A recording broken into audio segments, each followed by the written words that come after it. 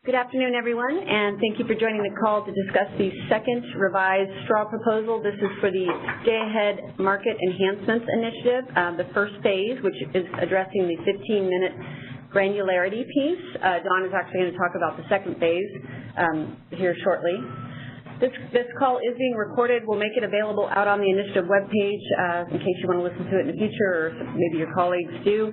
That'll be out probably by the end of this week. So my name is Christina Osborne. I work in Stakeholder Affairs. I'll be running the web conference. We do have a number of ISO representatives in the room. I'll go ahead and let them introduce themselves. David Zawallo. George Aguiluz. Harry Cervidio.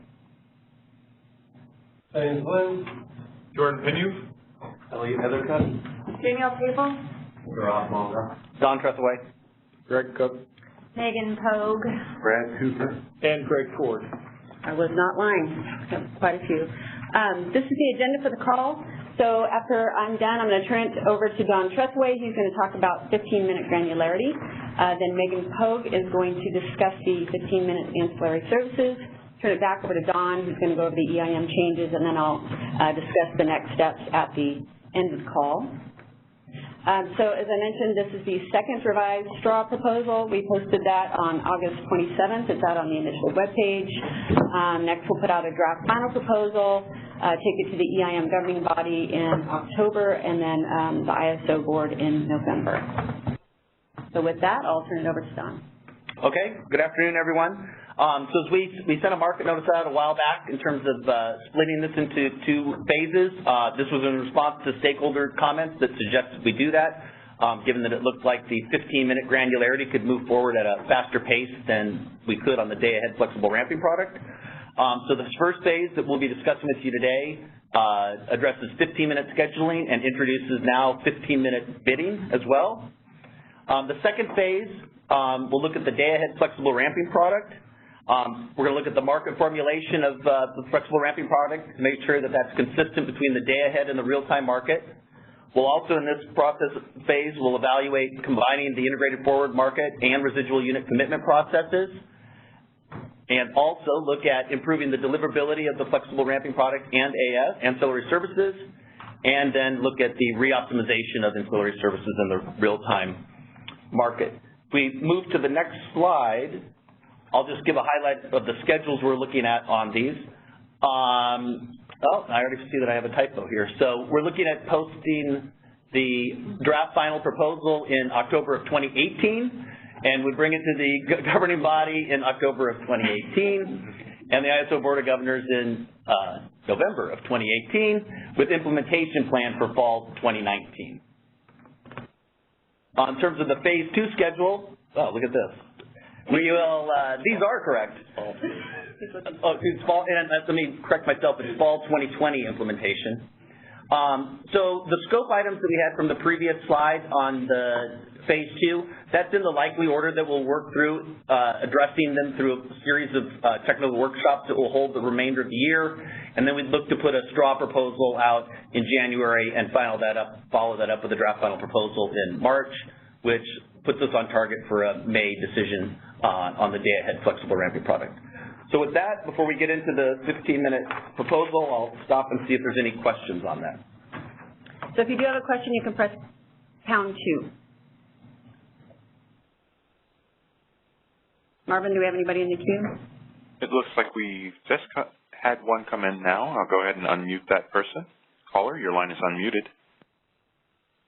Hey, I was a couple minutes late on the call. So for the 15-minute granularity implementation, that's going to include the bidding next October as well? So yes, the bidding and scheduling, and that implementation is fall 2020. And can you identify who you are? It's Matthew Scully with Waverly Energy. Thank you. So both scheduling and bidding with 15-minute granularity would be implemented fall 2020. Okay, but the pricing is going to be in October 19th, right? No, the full implementation will be fall 2020. Okay, thank you very much. Marvin, do we have anybody else in the queue? I'm seeing no additional questions. Okay. Okay, so with that, well, let's get into the 15-minute granularity. So the big change that we made from what we had discussed previously was now allowing 15-minute bidding granularity. This applies to all market participants, so load, imports, exports, internal generation, virtual supply and demand can all submit 15-minute granular bids. And what led us to this approach, or this decision, was really the ability to limit the needs for all of these various forecasts to shape these hourly bids. So we knew that we wanted variable energy resources to change their upper economic limit based on a forecast. We wanted load to be able to submit 4 different intervals. And we also highlighted that there may be instances for some generation resources, such as PDR, to put in different 15-minute values. And given that, we thought it was best just to open this up to all resources to be able to submit 15-minute bids. Next slide. So in the day-ahead market, we are seeking feedback on moving the submission deadline from 10 a.m. to 9 a.m. To allow for additional processing time given the increased number of bid information we're going to be processing. So a scheduling coordinator will be able to submit a unique bid for all 96 of the 15-minute intervals for that operating day. Then in the real-time market, we would maintain the existing scheduling submission deadline of 75 minutes prior to the hour, and then an SC can then update a unique bid curve for each of the 4 15-minute intervals of that upcoming operating hour. So we've aligned the 15-minute granularity bidding in both the day-ahead and the real-time market. So with that, I'll pause, since this is the primary change from what we've been discussing around the 15-minute granularity. So if there are any comments or questions, you can enter the queue by pressing #2. Okay, and we do have one question coming in. Caller, your line is unmuted. Just a reminder to introduce yourself first, please. This is Go ahead. With Intertieon Energy. My question is, why do we limit the bid curve to 1 curve for the entire day? A lot of other markets now they are moving to have multiple bid curves. For 1 bid curve for each of the hour. So as I discussed on the previous slide, we want the ability for load, variable energy resources, and certain generation resources that have changes in their physical characteristics within the hour to be able to reflect that by submitting different bid curves for each 15-minute interval in the day-ahead market. And of course, scheduling coordinator will still have the option to submit the same bid curve for all 96 intervals if they desire to do so. Oh, okay. So I was confused. I thought you can only have 1 single bid curve for the entire 24 hours. But what you're saying is that we can have each bid curve for each of the 1 bid curve for each of the 15 minutes. Yes. Okay. Thank you. Marvin, do we have anybody else in the queue? Yes, we have 2 more questions. I'll go to the next. Caller, your line is unmuted. Hi, this is Tyson Brown with PG&E. I was just wondering on the hour deadline moving up, have you tested to see if you can get a resolution within that time? I mean, was that just sort of, we think we might need another hour, or did you sort of do anything to sort of back that up as necessary and sufficient for solving? So we are working through doing some evaluation on solving the 96 interval solution. We're looking at that, and we think at this time the hour will give us the headroom that we need to be able to support both 96 interval bidding and 96 interval scheduling. But again, we're still doing some performance evaluation, and to the extent that that isn't enough, we would come back to stakeholders and communicate that with them. Great. Thanks so much.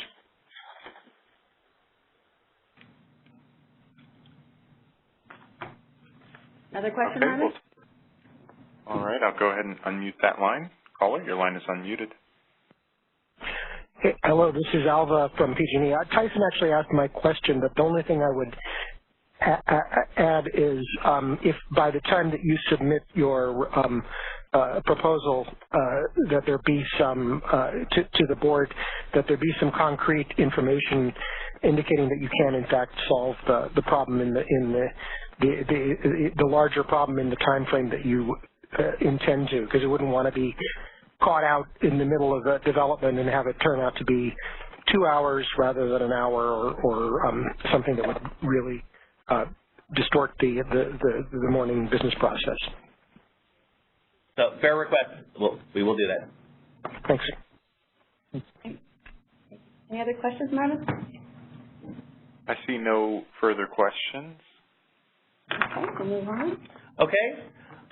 So next is with regards to the residual unit commitment process. So since we've delayed the integration of IFM and RUC to the second phase, the first step here, we will continue to perform a sequential RUC process. This will allow us to clear physical supply relative to the ISO's 15-minute load forecast, and that will be performed after the IFM clears. We will also do an intermittent adjustment process, which we currently do hourly, where we evaluate if there's under-scheduled supply from variable energy resources. We will now do that process on a 15-minute basis. RUC will, as it does today, only commit additional supplies, and for any additional changes above and beyond supporting 15-minute granularity, that will be addressed in the phase 2 of this initiative. Are there any questions on that? Everybody in the queue, Marvin? And no one is in the queue at the moment. Okay. So next I'll move forward to Intertieon. So again, they can be now scheduled with 15-minute granularity or can be bid as an hourly block. This applies to both imports and exports. The key is that the scheduling coordinator elects whether they're an hourly block or a 15-minute resource and cannot change this designation between the day-ahead and the real-time markets. So there's a couple scenarios where you think you might want to have them blended, and I walked through those here. So the first is if you're a 15-minute Intertieon resource that can't be scheduled in the real-time market, there is no requirement that you have to rebid that into the real-time market. So you could be scheduled with 15-minute granularity and self-scheduled into the real-time market. Another one is if someone wants to have an hourly day-ahead schedule, but then at a later date be 15-minute dispatchable in real time. If you wanted to exercise this approach, then you would simply self-schedule 4 equal values in the 4 intervals of that operating hour in the day-ahead time frame, so you get the same award, and then you could rebid using the 15-minute granularity. Okay, so with that, I'll stop on the ties to see if there's any questions on that. Marvin, just let me know if anybody enters the queue. And we have had one caller enter the queue. Your line is unmuted. Hi, Don. This is Naor from Olivine. I'm wondering, does this apply to PDRs as well? Would PDRs need to be 15-minute schedules in both day-ahead and real-time then, too? So we have, as part of the ESDR Phase 3, put in the potential for real-time bidding options to support that, either an hourly block or a 15-minute. And we can clarify in the updated draft final proposal that those bid options that we just introduced for load, for PDRs, we would extend that in the day-ahead market as well. But would they not be able to be hourly blocked in day-ahead? Nora, I think what we're saying is we'll clarify that PDRs can bid as either an hourly block, a 15-minute resource, or a 5-minute dispatchable resource, consistent with the ESDR Phase 3, ESDR 3 policy that was just developed for slow response DR. But if they were, with this new 15-minute bidding, if they were a 15-minute resource, they need to be 15-minute dispatch in day-ahead too, because there are some regulatory requirements that kind of require the hourly dispatches. Hi, this is Greg. So I think those resources would be registered in the master file as being 15 or hourly or 5 minutes, and so you can't really change it between the markets at that point. It's just one or the other. Okay, I think we might need to get something straightened out then. Yeah, well then Nora, feel free to put that in your comments. Again, I think what we are highlighting is that we will maintain those real-time bidding options in the day-ahead time frame for PDRs. Do you know then if the baseline would also be a 15-minute baseline then? So I will take that one back to whether we move to 15-minute baselines, but my initial thinking was you probably would. Okay, I'll discuss that then. Thanks. And we have no additional questions.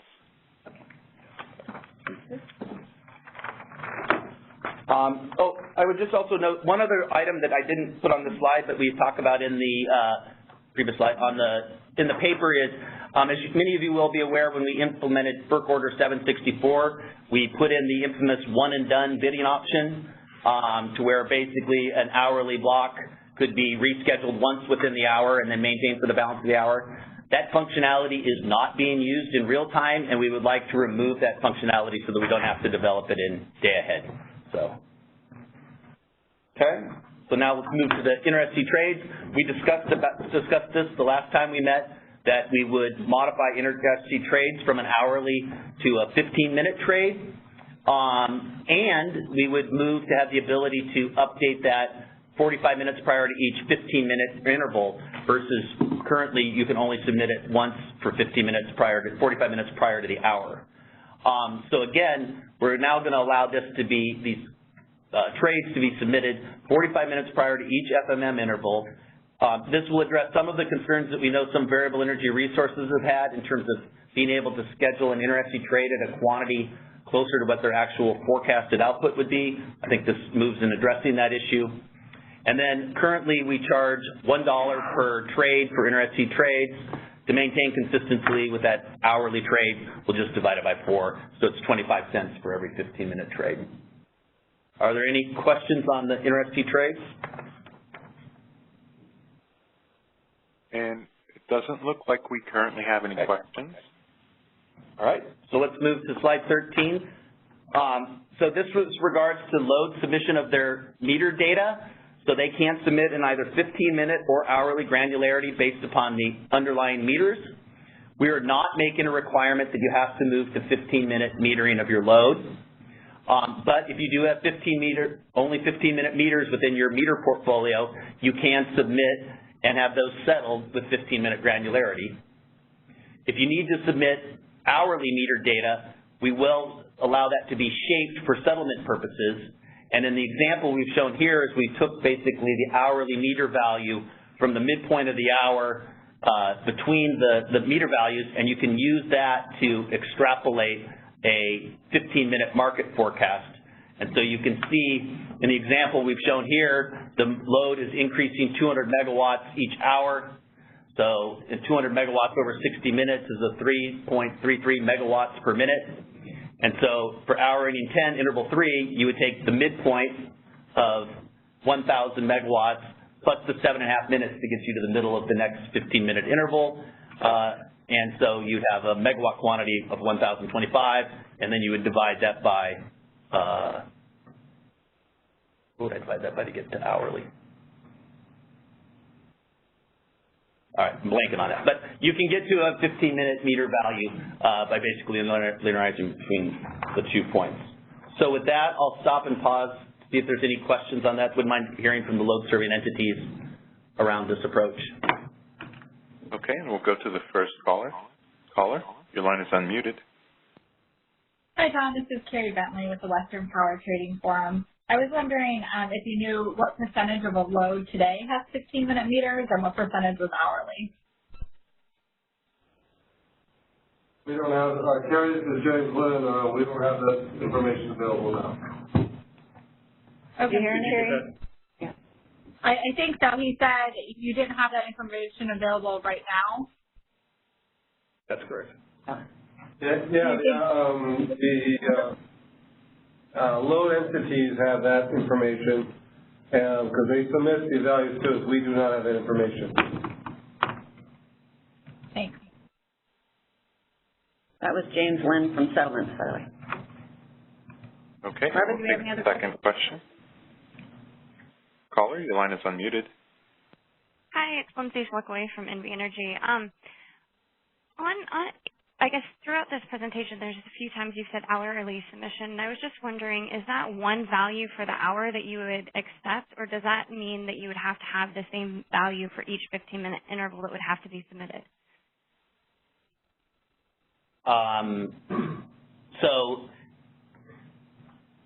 are you talking about bid submission? Yeah, and I guess I should specify, I'm talking about for bids, base schedules, metering. Are there different requirements for each? And I'm just trying to figure out from a software perspective of what needs to be updated. Okay. So I think from we will move to 15-minute interval basis. We're not requiring hourly meter, 15-minute meter data. We're not requiring that you submit 4 different bids each hour. So you can still submit a single bid for each hour.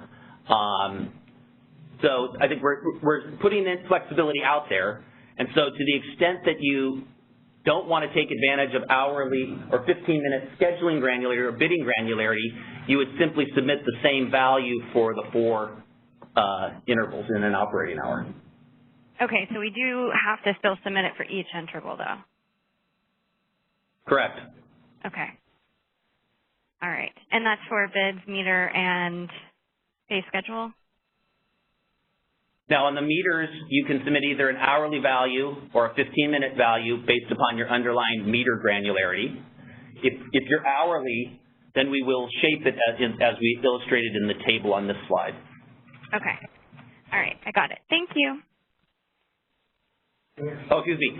This will be the approved method for which the scheduling coordinator for the load serving entity can submit shaped 15-minute load data.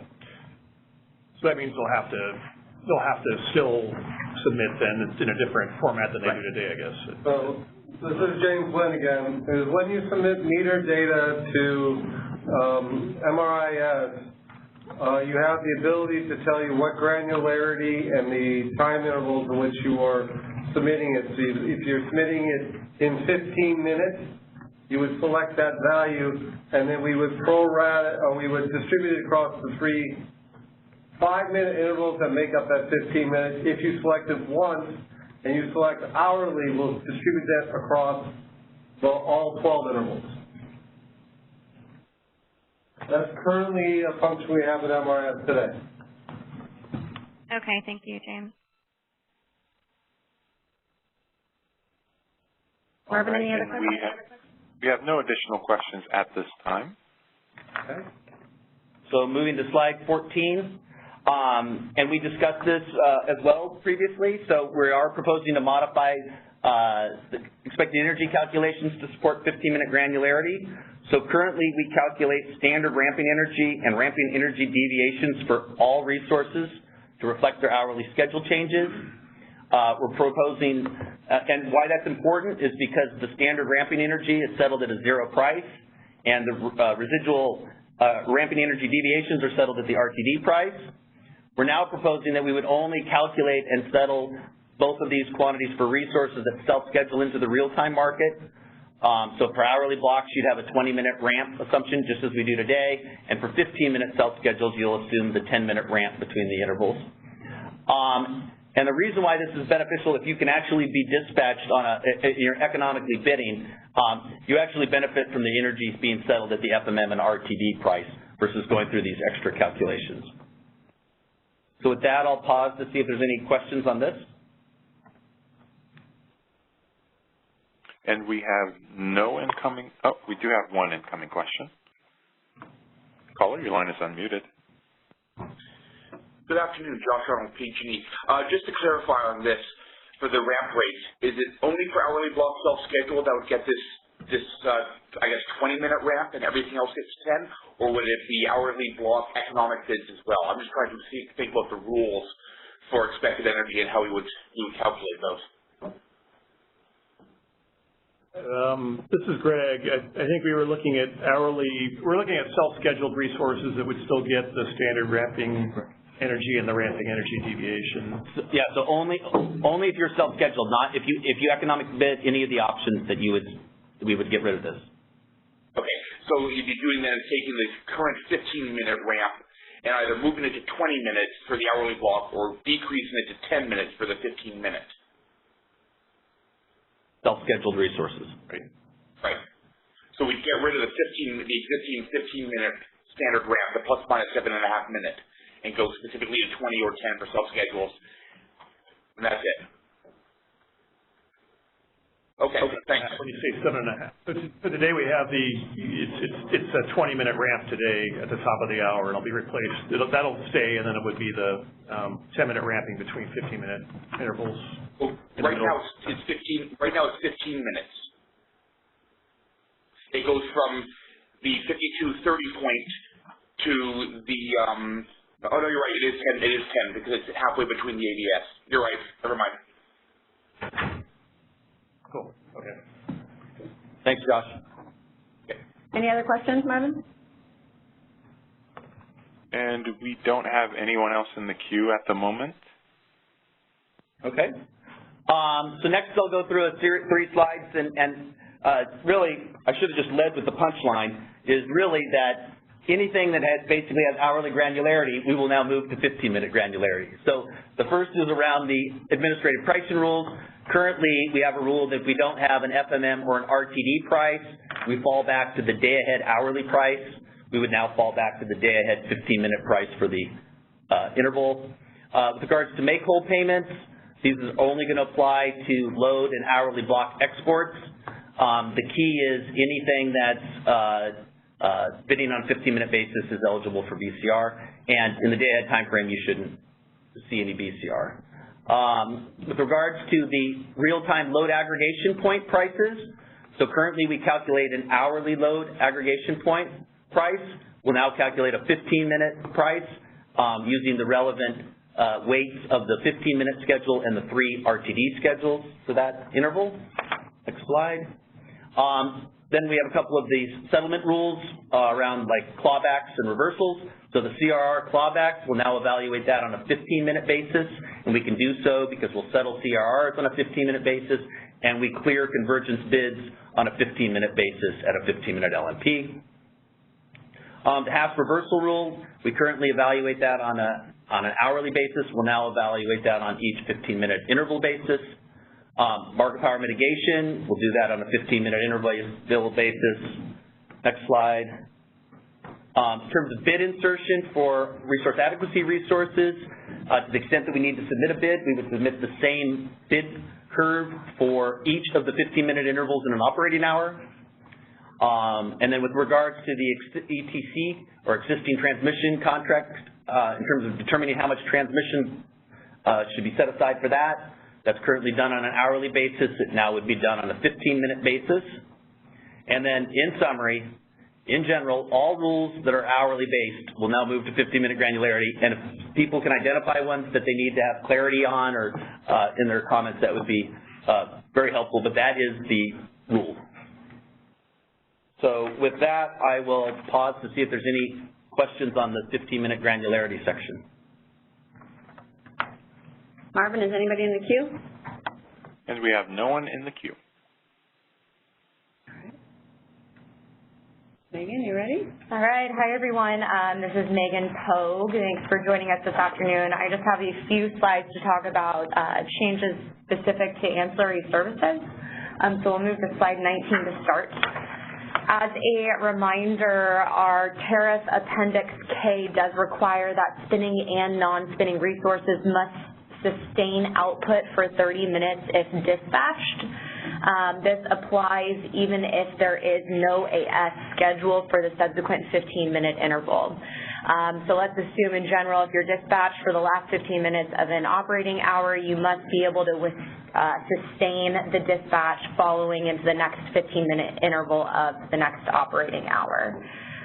We did want to clarify that non-generator resources must have a 30-minute state of charge. This will allow us to meet the tariff requirement in Appendix K. Specifically, The NGR must be required to have a discharge of 30 minutes if awarded regulation up. To the contrary, they must be able to sustain an output of 30 minutes for regulation down. For ancillary service on the interties, right now we do allow AS to be awarded for hourly blocked interties. However, if an hourly blocked intertie is awarded AS, that has to be held for the duration of the hour. In reality, the contingency event may be over and that AS is no longer needed. So with the move to 15-minute scheduling granularity, we are proposing that AS on the interties can only be procured from 15-minute resources. This would allow us to not hold the AS on the intertie resource for the duration of the hour if it's not needed. Additionally, we noted in the paper, it's not noted on this slide, we are proposing to automatically update the energy profile of the E-tag if a 15-minute AS award on an intertie resource if it's dispatched. That will eliminate the need for the scheduling coordinator to manually update the energy profile on the tag if the AS is called upon. Are there any questions related to the 30-minute requirement in the tariff, NGR, or AS on the interties? Does anybody enter the queue, Marvin? And we have no one in the queue. Fabulous. On to slide number 20. We are making clarifications to ensure accurate ramp rates for reserves. AS will be awarded using a single dynamic ramp rate. This is a value that's provided in the master file, and it's related to the operational characteristics of the resource by resource. And this is what will be used for awarding of AS capacity. The regulation ramp rate that's used in AGC may be lower than the dynamic ramp rate, and if a contingency event occurs, we will use the dynamic ramp rate based on the operational characteristics to dispatch the resource. We do want to note that right now generators have the ability for their plant operators to manually override the ramp rate that's used in the EMS system. We are proposing to eliminate that. If there is an outage on the plant or plant maintenance is going on and the operational dynamic ramp rate has changed, that value needs to be input in the outage management system through an outage card, so our market is aware of the ramp rate change. And when in a contingency, regulation resources will use the dynamic ramp rate. I think I already mentioned that. Any questions on this slide? Do you have anybody in the queue, Marvin? So we have no one in the queue. Great. All right. Finally, we are proposing to eliminate the AS self-provision qualification process. So this really will have no impact to market participants. This is a pre-process that occurs before the day-ahead market optimization. It's no longer necessary, so we're proposing to eliminate it, and we will maintain scheduling priority through penalty prices. But this will enable the co-optimization of other products. So really, this is more of a behind-the-scenes change, should not have any direct impact to market participants. And that is all I have specific to AS. Are there any other questions on this before I give it back to Dawn to discuss EIM changes? We do have an incoming question. Caller, your line is unmuted.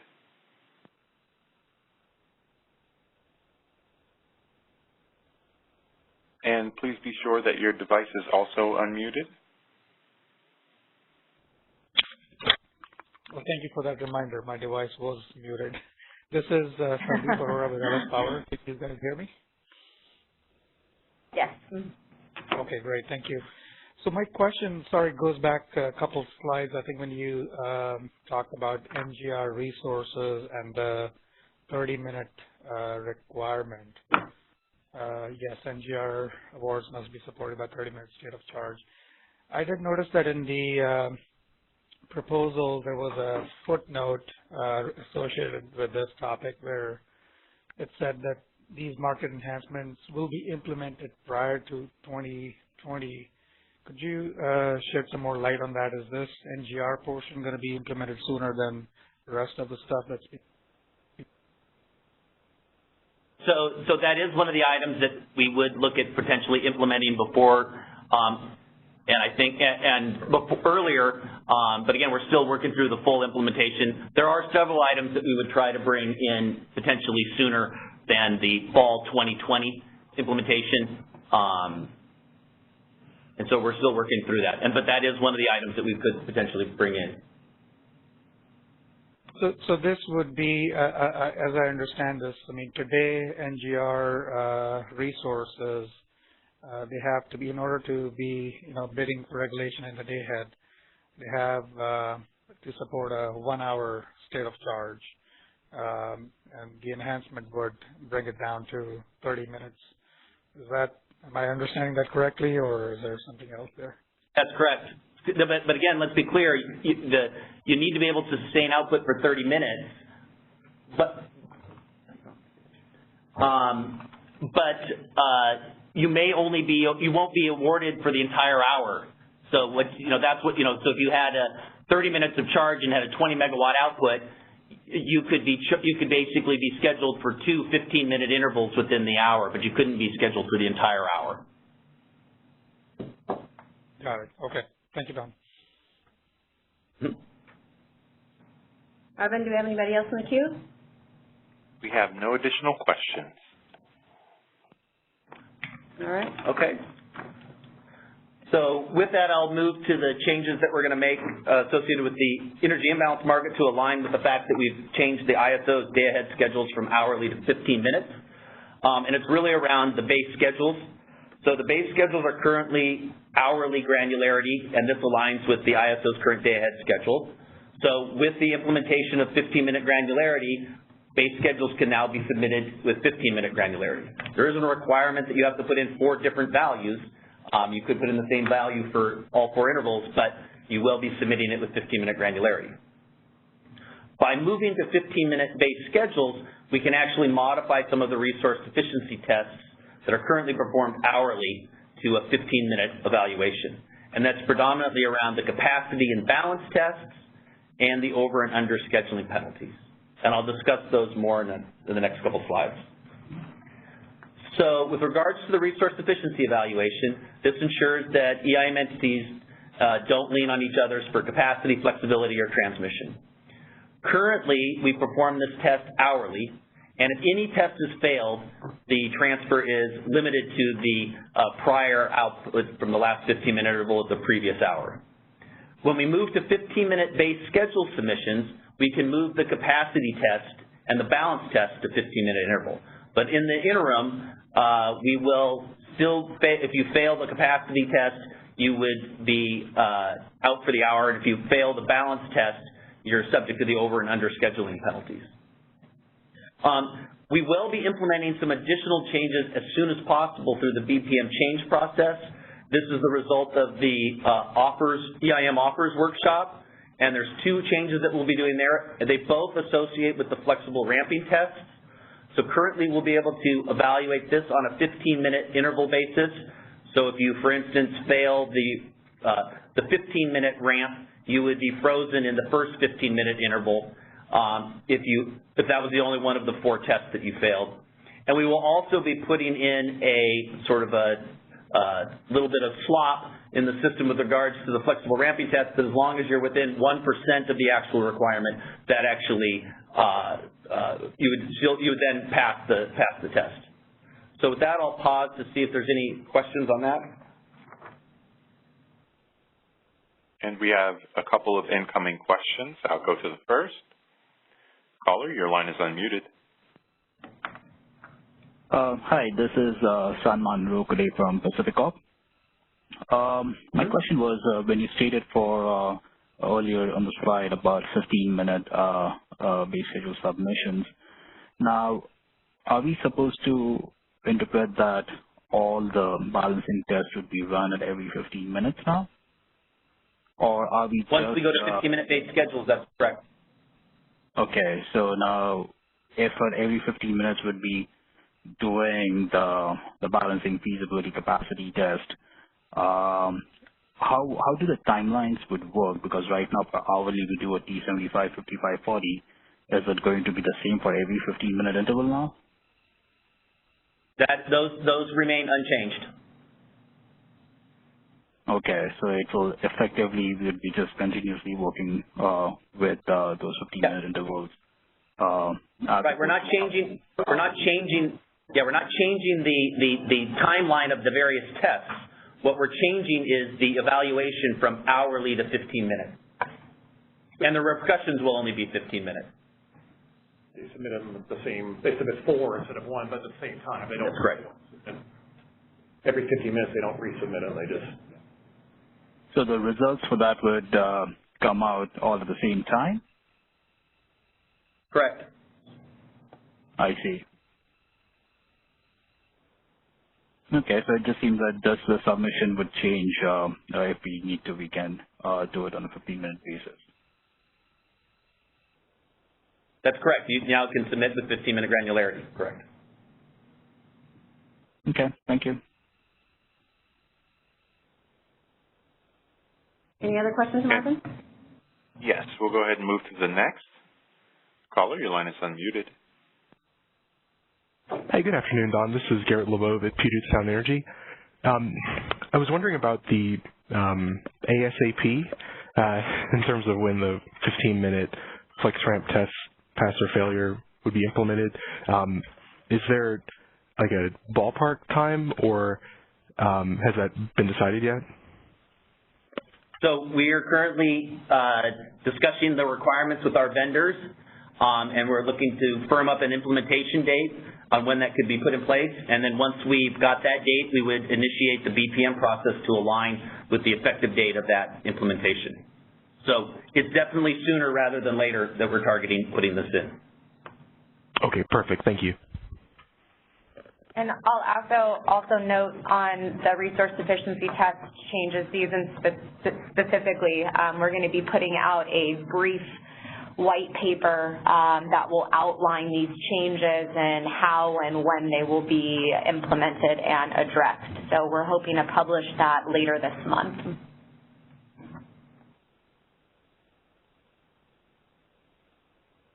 Okay, we'll take the next caller. Caller, your line is unmuted.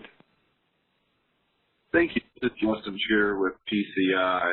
I just wanted to confirm on the slide before, it says the base schedules can be submitted at 15 minutes.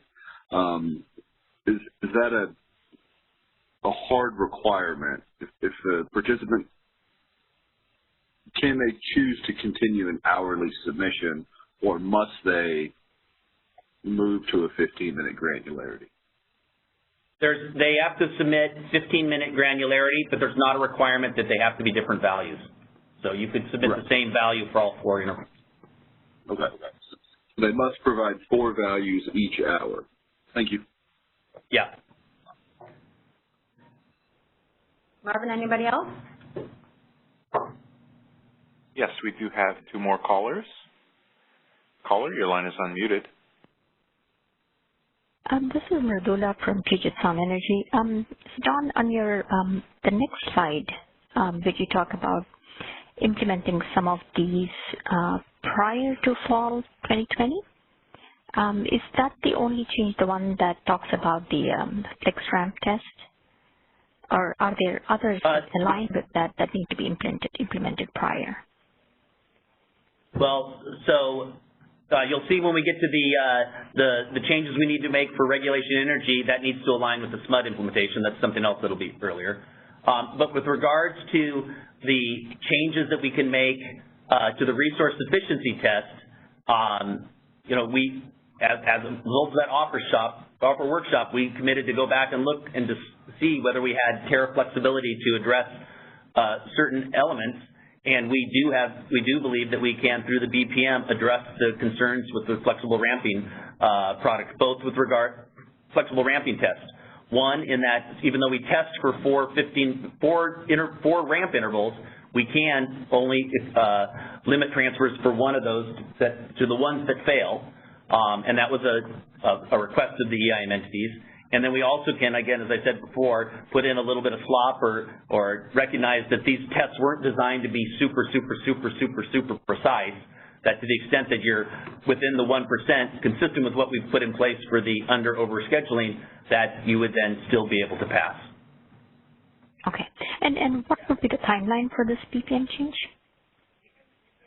So we are currently working with our vendor in terms of when they can actually implement this. And so when we have that answer, we would then start the BPM process such that we can align with that implementation date.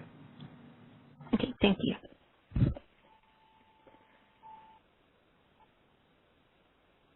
And we'll move to the next question. Caller, your line is unmuted. Hi, this is Meredith Alexander from SMUD. I was hoping you could expand a little bit on the white paper you mentioned on resource efficiency, and is that going to be issued as part of this initiative or part of another initiative, and how will it relate back to this proposal and this process? Thank you. So we will. There was a series of questions that stakeholders had with regards to the EIM offer workshops around the resource efficiency test. We had communicated to stakeholders that we are not starting a separate stakeholder process to address the resource efficiency test. So we will identify how we're resolving the various issues that were identified through that process and where, through a white paper that we're going to publish around the middle of this month. So what you would expect to see in that white paper is around the flexible ramping test, we will say there's two items that we can address through a business practice manual change that we will implement as soon as possible. Then you'll also see that some of the additional changes, like around the capacity imbalance test, those actually can't be implemented until we go to the 15-minute scheduling. So we'll outline how all of those, how we're responding to the various issues that were raised through that process in the white paper so that you know how those various issues have been dispositioned. Thank you.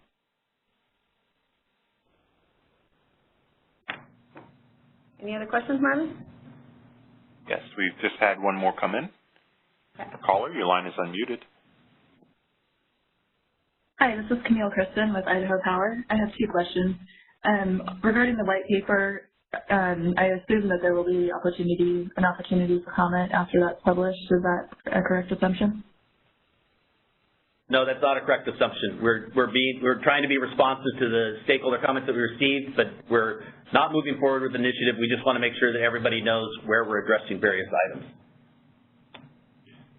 We will be following it up with a call, though, where we answer clarifying questions on that. Okay, thank you. And then on